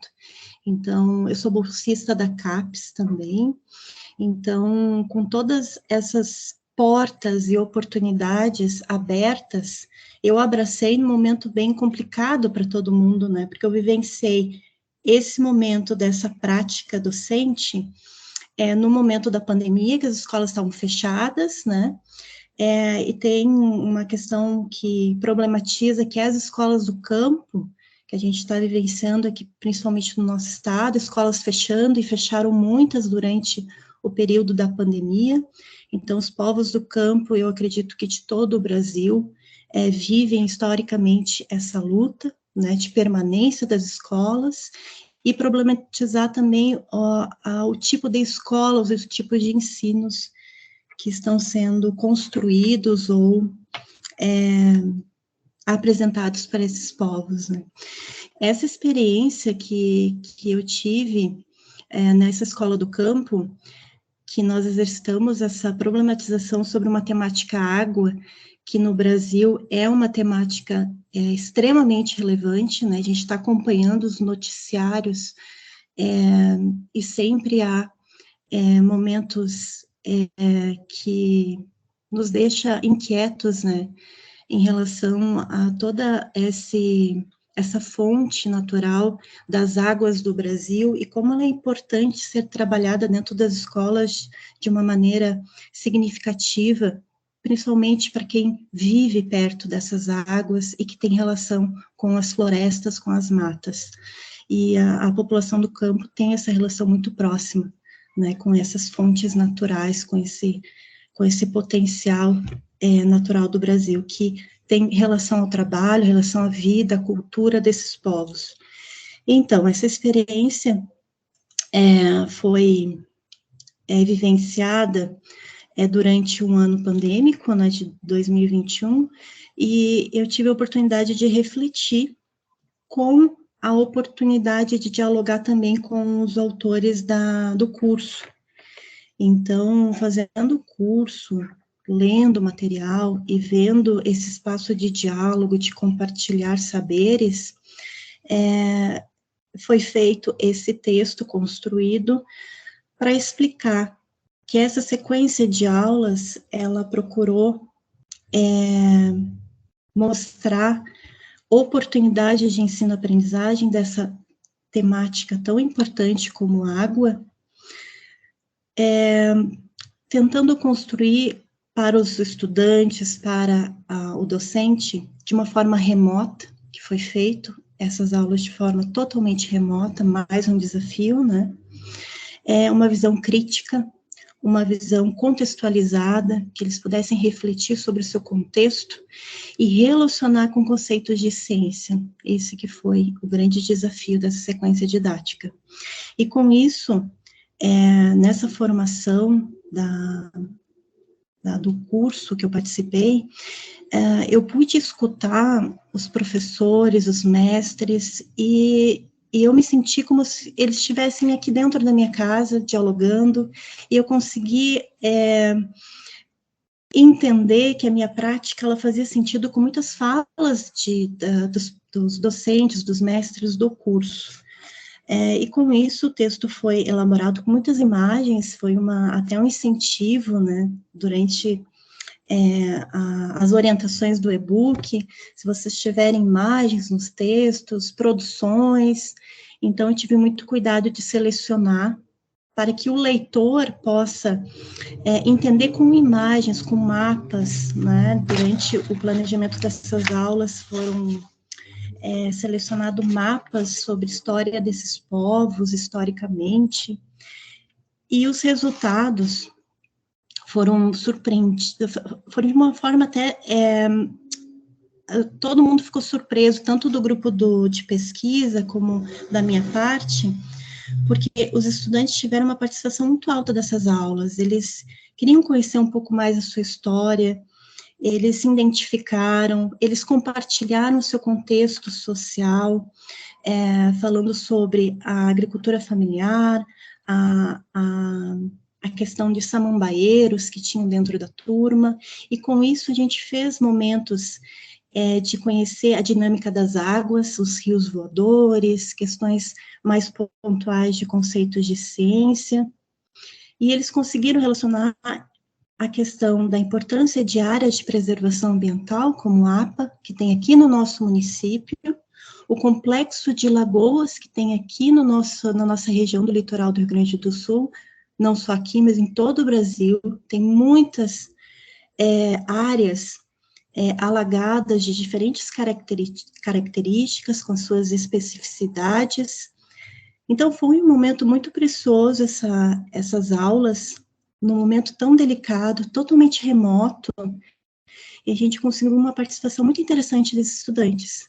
E o curso promoveu reflexões interessantes, eu quero destacar um que está no texto, né? Tem a metodologia, que foi uma pesquisa em ação, que a gente pensou nessa sequência, nós realizamos, e a formação da EAD freiriana do curso aprofundou as reflexões. Então, isso foi muito precioso. Em uma das aulas, diz ali que é importante a ciência associada à dignidade humana e à formação de direitos humanos. É importante valorizar a técnica, mas relacionada à vida. Então, essas aulas, junto com o diálogo das reflexões dessa formação tão importante que foi para mim, durante o meu mestrado, que ainda estou nesse processo do mestrado, não esvaziou os objetivos de construir um ensino relacionado com os conceitos de ciências, ao contexto dos estudantes, e momentos de reflexão crítica sobre os problemas locais relacionados a temas como água, solo, alimentação. E isso eu fico imensamente grata, e eu espero que quem leia os textos, né, possa também ter esses momentos de reflexão e poder compartilhar novos ensinamentos e ressignificar suas práticas. Então, é isso. Eu agradeço muito esse momento de conhecer a visão de mundo de vocês, de saber como é essa construção do conhecimento, né, que a gente está sempre aprendendo. E eu estou aqui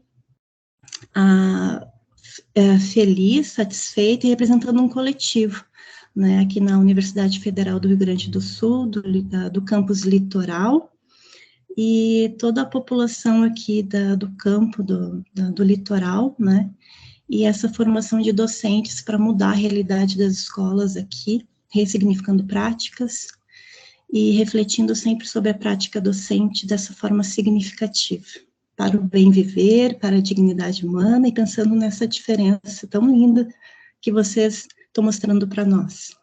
Muito obrigada. Milene, muito obrigada a você por sua participação, foi ótima. A gente quer deixar também um abraço para a sua professora, a sua orientadora, a Karen, né? Karen Cavalcante, que não pôde participar, mas a gente deixa nosso abraço e agradecimento também a ela. Vamos em frente para mais uma autora aqui, que é a Luciana Torturello. Paulo Freire, Educação no Século XXI, Diálogo, Reflexão e o Dever de Esperançar. A Luciana, que é do Rio de Janeiro, né, professora lá em Barra Mansa, também professor de formação de professores, tem pós-graduação, um montão de pós-graduação, é mestrando em ciência da educação, é cursista da ED Freiriana há muitos anos, eu acho que é a mais antiga aqui, se marcar, hein, Luciana? Quantos e-books você já participou com a gente? Conta aqui para a gente um pouquinho. Esse é o 4º e-book. 4º e-book. Então, eu quero agradecer, né, o convite para mim estar participando hoje.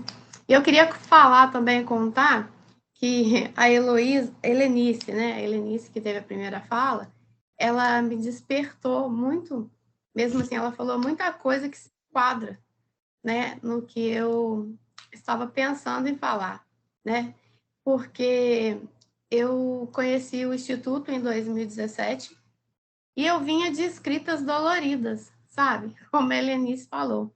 Então, eram escritas muito doloridas. E quando eu cheguei no Instituto, eu participei do primeiro curso, porque agora eu já participei de muitos. Na verdade, Aprenda a dizer essa palavra, assim. não foi? Uhum.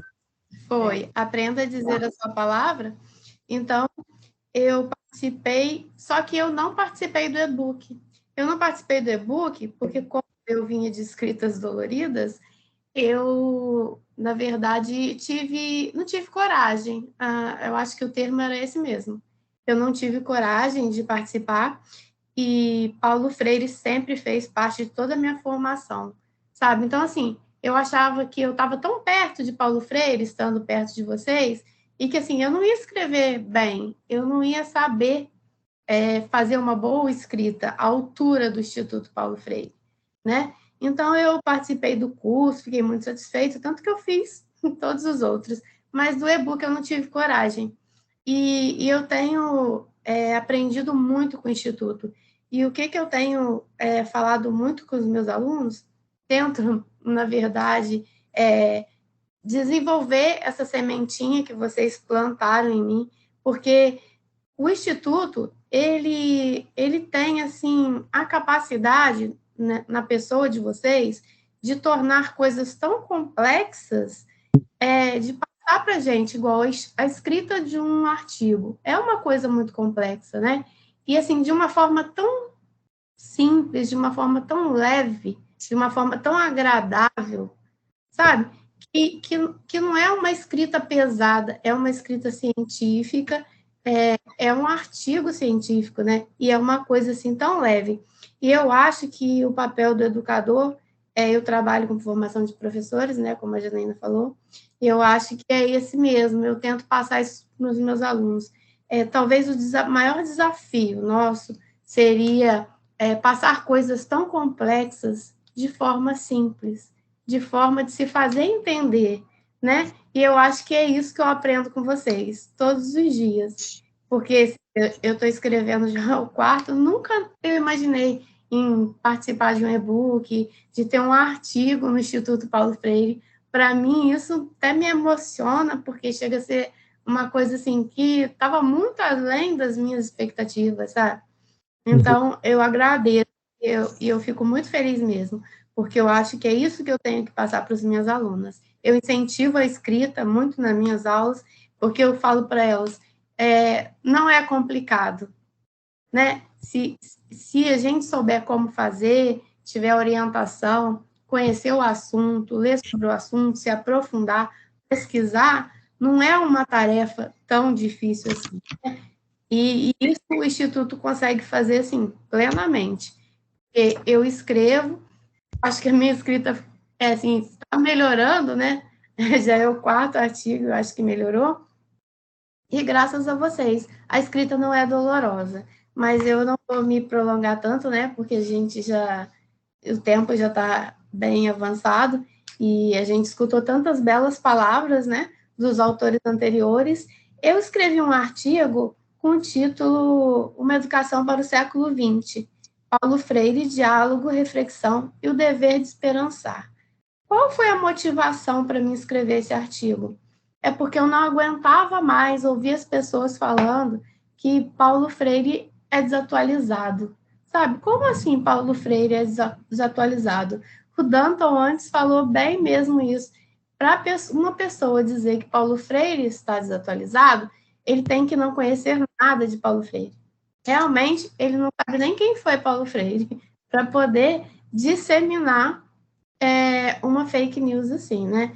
Então, essas fake news me incomodam muito, porque eu tenho Paulo Freire, os ensinamentos para mim de Paulo Freire é mesmo uma filosofia de vida. Eu já falei isso numa outra live que eu participei, e não dá para a gente entender que uma pedagogia que ela é voltada para formar um cidadão humanizado, crítico, pesquisador, com autonomia de pensamento, preocupado com as questões ambientais, sociais, econômicas e culturais, são princípios que vão estar ultrapassados. Na verdade, Paulo Freire não está ultrapassado hoje, ele não vai estar ultrapassado daqui 100 anos. Por quê? Ou 200 anos, ou para a eternidade. Porque, na verdade, são valores e princípios que a gente tem que buscar sempre. Todo mundo busca o respeito, a amorosidade, o diálogo, né? A base da pedagogia de Paulo Freire é o diálogo. E como assim o diálogo vai estar ultrapassado, né? Porque o diálogo é a base de todo convívio humano. Então, ele não tem como estar ultrapassado. Então, eu escrevi esse artigo mesmo para poder esclarecer que essa pesquisa foi em cima de que a gente precisa ajudar a combater, né? Numa parte dela, eu falo do papel da escola, porque é na escola que mais se aprende, a gente aprende em todos os lugares, mas formalmente a escola é uma instituição de ensino-aprendizado. Então, na escola, a gente precisa conscientizar, precisa ensinar as pessoas a pensarem, a buscarem as verdades, né? Não repassar. E a gente sabe que os nossos jovens, os nossos adolescentes, todo mundo tem um celular. É difícil a gente ver um jovem que não tenha um celular. E aí, em algum momento, ele vai receber uma fake news. Em algum momento, ele vai estar diante de uma mentira. E ele precisa saber fazer esse filtro, né? Ele saber, não, eu vou primeiro pesquisar para depois repassar. E eu falo também de esperança e reflexão, porque a gente precisa ter uma esperança que a gente vai vencer essa luta, né? Como o professor Gadotti diz no livro dele, A Boniteza de um Sonho, que para mim é um livro muito lindo também, ele fala que nós, educadores, a esperança encontra um sentido na nossa própria profissão, né? E eu acho que é isso mesmo. Nós temos que ter essa esperança viva, essa esperança no sentido de lutar, né? De lutar pela verdade, de combater essas mentiras que vêm varrendo a nossa sociedade, que vêm prejudicando todos os âmbitos sociais, né? Porque não é só na educação, é na saúde, é na economia. A gente tem fake news em todos os âmbitos e elas prejudicam muito o nosso dia a dia, né? Quantas pessoas deixaram de ser vacinadas? Quantas pessoas deixam de fazer tantas coisas acreditando em mentiras? Então, eu acho que é um papel primordial nosso mesmo, porque quando a fake news se propaga, a educação está falha, né? A conscientização. Então, eu acho que é muito importante. Então, o meu artigo foi muito em cima dessa indignação mesmo que eu estava, de ouvir tantas mentiras, né? Tantas falas sobre Paulo Freire, e a gente que conhece, eu não conheço tanto, mas eu conheço muito, assim, em relação ao que eu aprendi com vocês, né? Que eu consegui me aprofundar. E, então, assim, eu achei necessário a gente falar dessa pedagogia freiriana, desses valores que essa pedagogia dissemina, né? Da importância da gente estar tendo esperança de combater as fake news. E é isso. Muito obrigada. Muito obrigada, Luciana. Obrigado mesmo. Seu artigo colaborou muito com o e-book, como todos esses outros aí. E olha só, a gente fez essa rodada com todos os autores e autoras que estão presentes aqui hoje, que estão representando os outros, né? Somos em 13, são 13 autores. E aí eu acho que eu peço agora para o professor Padilha dar uma fechada, se alguém quiser falar, é só levantar ali a mãozinha, né? Que a gente está no Teams exatamente para isso, para poder ouvir todo mundo. Mas eu peço para o Padilha agora dar uma fechada em tudo que a gente ouviu aqui. Pode ser, Padilha? Pode ser sim, com prazer, Janaína. Primeiro, eu quero dizer que a fala de vocês, gente, revigora a todos nós, tá, Janaína? Eu acho que foi um encontro singelo e belíssimo, eu diria, me inspirando nas palavras da nossa poetisa Helenice, né? Ela é muito poética quando fala. A nossa querida Alejandra Badio estava aqui, viu, Juan, né, para dirigir a você algumas palavras, né? Ela veio valorizar o seu trabalho. Infelizmente, ela teve que sair, mas que bom que ela veio também escutar essas falas. A Luciana também toca o coração da gente, porque você nos dá, você, Luciana, e também a Helenice, que já participaram de tantos e-books e cursos, né, me remeteu a quando nós pensamos na criação da IAD Freiriana, que foi justamente no mesmo ano que vocês fizeram o primeiro curso. Foi o primeiro curso que nós gravamos, foram 25 aulas na época, eu lembro muito bem, né? Muita gente participando, foi um curso assim, construído com o coração, com energia coletiva, lembra, Janaína? Com muita esperança de fazer dar certo a IAD Freiriana, porque a gente sentia necessidade de utilizar um pouco mais a internet, né, para fazer educação. E cada texto, cada fala, a Milene com a sua fala também esperançosa, né? A questão tão atual, né, Milene? A questão da água, a questão do planeta, da proteção, né? Da relação que você me chamou a atenção, das pessoas que estão no campo, né? Da natureza, da água. Puxa, como é importante a gente parar para pensar isso, com cuidado. A resistência, quando eu li o seu texto, Juan, né? A resistência, o sofrimento desse povo diante das mineradoras, né? E o fortalecimento comunitário. Essa última fala, Luciano, eu queria destacar também uma questão que você me fez lembrar. Até separei aqui esse livro para lembrar, né, que é O Medo e Ousadia, não sei se vocês já leram. E esse livro tem um trecho nele, que até trabalhamos numa outra live ontem, em que ele fala, o Paulo Freire fala da palavra, da leitura da palavra e da leitura do mundo. A gente não foi ensinado, nós não aprendemos na escola regular, lá na base, a sermos escritores, né? E escrevemos a partir da leitura do mundo. A gente foi ensinado a copiar. A gente foi ensinado na escola, no escolanovismo, a sermos reprodutor de conhecimento. A gente tinha medo de escrever mesmo. E os poucos que sabiam escrever, entre aspas, né, julgavam o nosso trabalho, o seu trabalho, como improcedentes. Como a Helenice destacou, né, também. Tinha que escrever com um academicês, né? Tinha que escrever no masculino. Ainda hoje, gente, você pensa que é fácil mudar?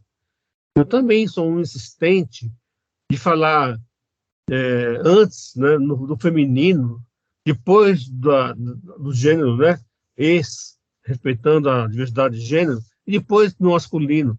Mas isso a gente faz como resistência, não é como naturalidade. Se você for para uma universidade, digamos, americana, por exemplo, ou então das tradicionais brasileiras, você não pode apresentar sua tese assim. Gostei também do aproveitamento que a Milene fez, né, das imagens, e outros artigos também fizeram imagens, mas as suas imagens me chamaram a atenção. Então, aquela velha máxima, né, que uma imagem fala por 1000 palavras. É importante demais a imagem. E falando da imagem, o Danton trouxe aí, né, até aprofundou para nós a escolha, né, que ele faz das imagens que ele criou, né, da grafia que ele utilizou. Meu filho também é diretor de arte, né, e eu aprendo muito com ele sobre isso, né. Meu filho agora já está na área da direção de arte e da inteligência artificial, que é um outro tema que a gente tem que estudar. Nós estamos perdendo tempo e espaço, às vezes, sem entender o que está acontecendo no mundo. Para a gente produzir um texto desse que vocês fizeram, foi trabalhoso, não foi? E a inteligência artificial, gente, você escolher 25 palavras, jogar no computador, né, ele cria um texto parecido com o de vocês, dá para acreditar? Bem escrito. Só que não tem alma, né? Não tem o que vocês trouxeram hoje aqui, não tem humanidade. Pode até ter, porque eles também buscam textos, né, que relacionam aquelas palavras a contextos humanitários. Então, a inteligência artificial é um tema que nós estamos começando a estudar agora. Eu convido a todas e todos a estudarem mais. Quem nos trouxe também isso muito presente hoje é o professor Pedro Demo, que está conosco no de extensão universitária. Pedro Demo foi professor de todos os professores brasileiros, né? Ele escreveu mais de 100 livros, é um cara, assim, muito exigente, mas muito carinhoso, uma pessoa muito querida da gente, né? Então, assim, eu queria realmente, me deu vontade, Janaína, ao escutar os depoimentos, sabe, de multiplicar esse vídeo, a programação inteira, sabe? Para que todo mundo possa assistir mais vezes a boniteza dessas falas. E a riqueza também acadêmica delas. Porque não são artigos que apenas escreve bonito, escreve profundamente, como falei no começo. Então, vale a pena, sabe, divulgar bastante esse book, convidar vocês para outros momentos, para falar com mais tempo, inclusive, dessa experiência. Vocês também se inscreverem em outros fóruns, sabe, para levar esse artigo, falar desse artigo, da sua reflexão teórica e prática, né, e com essa mudança na forma de produzir conhecimento científico, que é como Paulo Freire faz, a partir da leitura do mundo, e não só da leitura da palavra. Quando você faz com a leitura do mundo, você faz a partir do coração, do sofrimento, da dor, da destruição do planeta, da poesia, da ética, da comunidade, dos territórios, das culturas, né? Você faz como vocês fizeram. E é muito bom, para nós é muito honroso, sabe? Saber o que vocês estão dizendo aí, né? De como foi importante estar conosco no Instituto Paulo Freire. Eu digo mais, hein? Vocês são o Instituto Paulo Freire de hoje e de amanhã. O Instituto Paulo Freire, gente, precisa de vocês. Autores e autoras jovens que estão aí, né, entrando agora, já trabalhando nas universidades, já tendo clareza sobre o que é pensar e agir de forma freiriana, né? Então, eu convido vocês a ocuparem mesmo esse espaço, né, no próprio instituto, nos próprios cursos, nas próprias participações, né, de criarem novas ideias, de avançarem para além de Paulo Freire, porque Paulo Freire falou algumas vezes já, eu não sou freiriano, é como Marx disse, né? Eu não sou marxista. E ele falava, me reinventem, não me copiem apenas, né? Não me copiem, quero ser reinventado. Senão a gente mata o Paulo Freire mais uma vez, como o Bolsonaro queria fazer, né? Falando mal dele. Então, falar muito bem de Paulo Freire sem estudá-lo criticamente também é prejudicar a sua vida intelectual para a posteridade. E é como a gente fala, Paulo Freire não precisa de defensores. Ele tem uma consistência, como vocês falaram aqui. Só nos basta, então, interpretá-lo à luz do presente, né? Como eu tento falar também, fazer também, porque Paulo Freire é um homem do seu tempo, é um ser humano como nós, né? Melhor nem pior que ninguém. Ele foi um visionário, né? Paulo Freire consegue, e ela é um visionário que lê muito, ele é um leitor muito instigante, leu muito e aproveitou muito das leituras que fez para reinterpretar os textos e os temas a partir da sua inteligência, né, que era privilegiada. Então, ó, meus parabéns para cada um, sabe? Prazer estar com o Danton, que nos brindou com essa arte. Prazer estar com o Bernardo, que aparece e nos ajuda. Com o Plínio Pinheiro, que coordena o projeto aqui, está na TI aqui para nos ajudar nessa transmissão. A Janaína, sim, é que coordena todo esse trabalho da nossa transmissão dessa festa. E se nós estivéssemos agora no Instituto, a gente fazia no Instituto, lembra, Janaína? A gente fazia muitos encerramentos, lançamentos no Instituto. Finalização de curso, a gente lotava aquela sala, não cabia na sala, que é tanta gente que vinha gente de outros estados, né? Para a gente poder lotar a sala. A Helenice mesmo veio do Rio. Você lembra? Você esteve conosco, né? A gente fazia. Teve uma época que logo que nós criamos a IPF TV, que a gente pegava, aproveitava o momento do lançamento e levava as pessoas lá para o nosso estúdio, não sei se você participou, Lenice, né? E gravava os depoimentos em grupos ou individualmente, né? O Plínio, o Bernardo captavam imagem. Nós temos tudo isso registrado. Um sentimento, sabe, pulsante do que foi fazer o curso, do que foi produzir e-book, do que foi estar conosco lá comendo um pão de queijo, né? Tomando um cafezinho, tomando nada de álcool na época, não permitimos na época. O pessoal não podia viajar sem estação. Enfim, gente, prazer imenso, obrigado pela confiança e pedimos ajuda. Continuem conosco, né? Já divulguei esse curso nosso da extensão, está maravilhoso. Se não tivesse, eu falaria, mas está maravilhoso. E amanhã teremos um encontro, amanhã não, dia 1º, né? Falaremos eu, Moacir Gadotti, Roberto Gurgel, que é um dos criadores, dos primeiros teóricos da extensão do Estado do Brasil. É lindo, é lindo. Se tiver algum material fácil, vocês conhecerem o grupo que está lá, já tem muita gravação por aí, né? Que é pena, vale a pena. Né? E estejamos juntos sempre, ok? Parabéns, Obrigada. parabéns mesmo. E a quem não pôde vir também, né? Ativos preciosos. Valeu. Obrigada, Padilha. Então, a gente encaminha agora para o final. Eu também agradeço imensamente a participação de vocês, de cada uma, de cada um, do Plínio, do Bernardo, especialmente aí da nossa equipe. Sempre vou mandar um abraço para os diretores, o Moacir Gadotti e Angela Antunes, né? Quero deixar um grande abraço, parabéns a todos os autores e autoras dessa publicação, né? Dizer que foi um momento emocionante, me emocionei várias vezes, né? De muita troca, sabedoria, amorosidade, né? Não tem GPT para ninguém.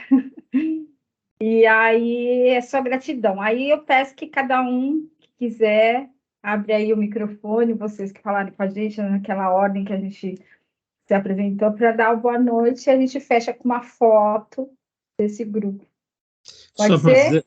Só quero falar para a Helenice que a minha filha te adora também, viu, Helenice? Elas viraram amigas no Instagram, né? Elas sempre me falam de você. Beijo. Pode falar, Helenice, você primeiro. Microfone. Eu até perdi onde é que eu clicava.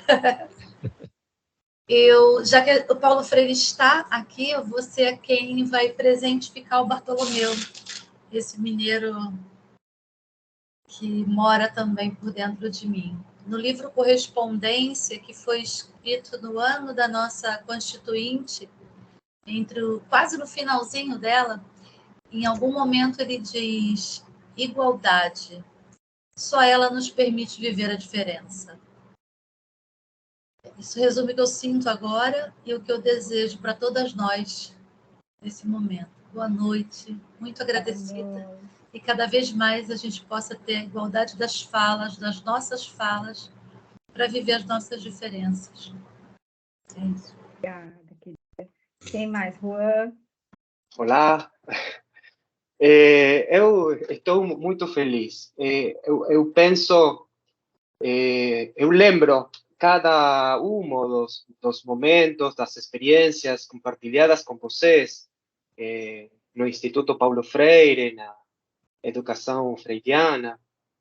Eu acho todas as categorias freirianas vividas, ¿no?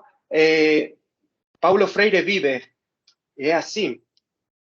Y compartilhando, participando nas diferentes propostas do Instituto Paulo Freire. Eu desearia poder participar muito mais, não? Mas eu percebo, eu vejo como Paulo Freire realmente vive em cada uma das experiências, das propostas do Instituto Paulo Freire. E é algo muito especial. Por isso, a minha gratidão que eu falava com vocês ao princípio da minha apresentação, não? É a profunda gratidão pelo grande trabalho que vocês fazem desde o Instituto Paulo Freire. Eu deixaria poder fortalecer o trabalho em conjunto, não? Entre nós, países do Sul, entre Brasil, Argentina, quando eu vejo realidades muito parecidas, não? De opressão e de resistência e de luta também. Eu escutava a apresentação de Helenice, de Luciana, quando elas falavam sobre seus medos de participar, de escrever, não? E eu pensava nas similitudes com a Argentina, não? Nossos sistemas educativos, que trabalho forte eles fizeram para que nós, agora, sintamos não poder fazer uma pesquisa. Por que não? Sim, eu posso, você também, não? Ele também. Mas não é casual. Nossos sistemas educativos trabalharam muito forte para fechar a nossa capacidade de pensar e de mudar a realidade deshumanizando. Obrigado para vocês. Obrigada, muito obrigada, querido. Olha só deixar aqui registrado que agora em setembro, né, de 17 a 19 de setembro, então vai acontecer no México o 13º Encontro Internacional do Fórum Paulo Freire, tá? Já vamos anunciando aqui. A partir da semana que vem as inscrições estão abertas e aí a gente vai divulgar em todas as redes sociais, né? Queremos a participação de todos vocês nesse importante encontro que acontece de 2 em 2 anos, né, Padilha? E olha só... Só para dar um exemplo, Janaína, todos os artigos que vocês apresentaram nesse e-book podem ser inscritos para participar do fórum. Eu acho que vai ser um dos melhores e maiores fóruns dos 12 que já fizemos. Por quê? Porque vai ser na cidade de Cuernavaca, primeiro que é uma das cidades turísticas mais bonitas, é a segunda mais bonita do México, né? Está sendo coordenado por um mexicano, Arturo Ornelas, que é um grande amigo nosso, e foi contemporâneo do Paulo Freire. Ele esteve em vários países da África, né, trabalhando no método Paulo Freire lá, em São Tomé e Príncipe, em Cabo Verde, enfim, em vários países da África, que eu não lembro os nomes agora, e vai ser um fórum com crianças, jovens, adolescentes, adultos e pessoas idosas, relatando experiências. E como é no México, vai ter muita cultura, muita dança, muita manifestação cultural e muitos indígenas, pessoas, né, das culturas originárias, falando de universidade, falando de educação infantil, falando... É um fórum maravilhoso, gente. Será híbrido, poderá participar também à distância, né, porque é difícil, também é caro ir para o México, né? Mas se, por exemplo, vocês que trabalham em universidade, vocês que estão fazendo mestrado, doutorado, você consegue, se entrar logo com essa solicitação na universidade ou no ACAP, CNPq, etc., você consegue financiamento para viajar e participar. Nós já fizemos isso algumas vezes, né? Nós tivemos na África, em Cabo Verde, na Espanha, enfim, Portugal, Itália. Então, e é importante porque aí você congrega, você conhece experiências de várias partes do mundo com a obra de Paulo Freire e seu pensamento. Essa é a intenção, é fortalecer o legado freiriano por meio do intercâmbio de experiências, como o Juan falou agora, por isso que nós lembramos disso também, né, Janaína? Tá? Nós temos que nos fortalecer nacional e internacionalmente. Quem vai falar agora? Vamos lá, Kátia, a Milene e depois a Luciana para a gente finalizar. Então, gente, boa noite, muito obrigada pela oportunidade. Eu quero dizer que é só um até logo, porque eu fiz a minha inscrição no curso de extensão universitária. Então, vocês vão escutar mais Mas sobre o projeto Oba! de extensão, eu esqueci de falar uma coisa. Esse projeto de extensão chamou um pouco a atenção e me convidaram para trabalhar como gestora na Pró-Reitoria de Extensão, né? Então, já é mais, já é algo a mais para me fazer ficar interessada no curso, né? Quer colaborar muito com a gente nesse curso, Kátia. Poxa, que bacana. Eu estou também tendo essa oportunidade de enxergar a extensão por esse lado gestor, já tem alguns meses, né? Eu quero finalizar a minha fala e dar o meu boa noite com a frase do curso, que é a utopia, é o realismo do educador, né? Tinha essa frase no curso, se não me engano, era do professor Moacir Gadotti, né? E exatamente, ele dizia isso, que a utopia é o verdadeiro realismo do educador, né? E quando eu estou com vocês, interagindo com vocês, eu também sinto isso muito presente, isso me alimenta, né? O educador hoje em dia está precisando muito, né? Dessa alimentação, né? Do esperançar, né? E falando em esperançar, eu queria trazer também um fato recente de ontem, né? Que o Ministério dos Direitos Humanos e Cidadania criou um GT, né? Um grupo de trabalho para combater o discurso de ódio nas redes sociais, né? Então, essa é uma informação recente que eu acho que os colegas, as colegas, né, tiveram acesso e traz esperança para a gente, né? Que realmente vale a pena esperançar de que a gente vai passar a ter aí um novo momento na nossa vida, né? É isso, gente. Obrigada por tudo e boa noite. Um grande abraço. Boa noite, querida. Obrigada, querida. Milene. Então, quero agradecer, já tinha expressado, né, a minha gratidão, mas reforçar esses momentos e espaços diferentes, né, de forma remota, de forma presencial, que estão planejando, e os eventos também, vou continuar acompanhando e multiplicando essas ações nos grupos de pesquisa que eu participo, grupo de estudo, tem muitos estudantes da graduação da educação do campo, né, que querem ocupar esses espaços de pesquisa na universidade, e aqui na nossa região está tendo esse diálogo possível, né, dos docentes. Isso é um presente, assim, e uma conquista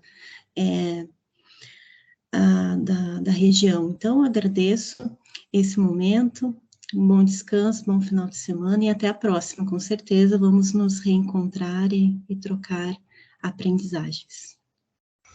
Milene, vou fazer só um comentário, parabéns pela sua conversa com os estudantes, e avise a todos eles o seguinte, que a melhor pesquisa só é melhor pesquisa se nascer na extensão universitária, porque aí ela é realizada bebendo na fonte da comunidade, da educação popular, do saber territorial do povo, sabe?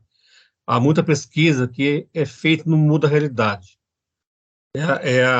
Aquele que nós falamos da palavra, né? A palavra pela palavra, não é a palavra a partir da leitura do mundo. E a extensão universitária é esse caminho necessário que é capaz de revolucionar a universidade se realmente a gente partir dessa experiência concreta, e não só de elucubrações que a gente faz, uma teoria, às vezes, que vai para uma estante e não chega nas pessoas. Só para dar essa dica. Obrigado. Verdade. Obrigada, Luciana. Depois do Danton e os meninos. Então, eu quero agradecer, né, o convite, a troca de experiência, que foi muito boa, e eu quero fechar com uma frase, que esperançar é se levantar, esperançar é ir atrás, esperançar é construir, esperançar é não desistir, Esperançar é levar adiante. Esperançar é juntar-se com outros para fazer de outro modo. E eu acho que é isso que a gente está fazendo, né? Então, que a gente possa mesmo se juntar e fazer de outro modo, né? Um mundo melhor, mais igualitário, onde as injustiças sejam melhores, onde as pessoas tenham mais oportunidades, né? As pessoas tenham a oportunidade de entender que elas possam escrever, essa oportunidade que eu tive e que eu sei que muitos não têm. Então, que a gente possa levar, né, essa oportunidade até eles através das nossas palavras, né, através da nossa esperança, do nosso agir. E é isso. Boa noite para todos e muito obrigada. Boa noite, querida, obrigada. Danton, boa noite. Boa noite, gente. Só queria agradecer pela oportunidade e pelo prazer de estar em contato com tanta gente legal assim. Contem comigo sempre que precisarem. Assim, é muito bom estar, né, com essa amizade com o Instituto e com vocês. Muito Boa obrigada, noite. nós também. Ficamos muito felizes de ter você. Amanhã mesmo estou colocando esse link nas redes e eu peço também que vocês divulguem para todo mundo, tá? A gente vai mandar também no nosso e-mail, enfim. Quem mais? Plínio. Só agradecer a todo mundo aí, viu? Uma boa final de sexta-feira, uma boa semana para todos. Até mais. Valeu, Plínio. Obrigada. Beijo grande para a Isabel Cristina também, que está aqui com a gente até o final. E a todos os demais e todas que ficou aqui com a gente, tá? Beijo, vamos fazer a foto e divulgar muito isso aqui. Muito conhecimento. Vamos todos entrar na foto aí, gente? Cadê o Plínio? Entra aí, Plínio. Você está no escuro? Também. Aí, bebê. Tá bom. Então, boa noite a todas e todos. Até a próxima. Boa noite, bom fim de semana. Muito obrigada pela participação de vocês. Tchau. Tchau, boa noite. Boa noite. Até mais. Boa noite. Até mais, querido. Boa noite.